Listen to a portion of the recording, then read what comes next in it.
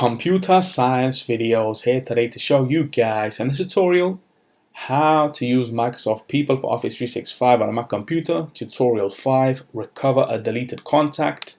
Without further ado, let us start the video. So in this tutorial, you need to have access to a Mac computer, have access to an account for Microsoft Office 365. Now this can be for work, school or business.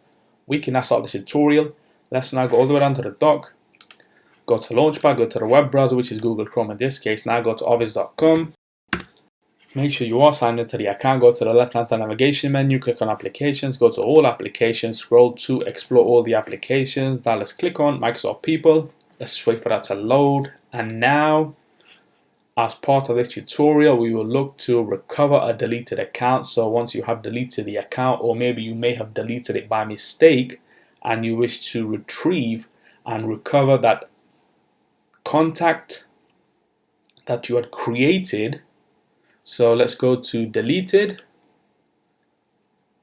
and there we have the account. If we click on this, we can now restore from the top navigation menu, or we can click on the side or the main section where it allows us to restore.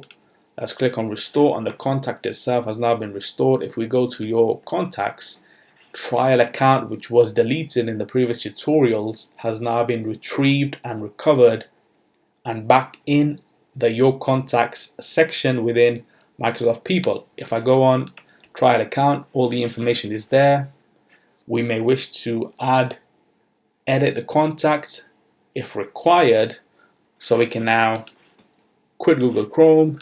And so that's it for this video. I'll see you guys in my next tutorial. Thanks for now.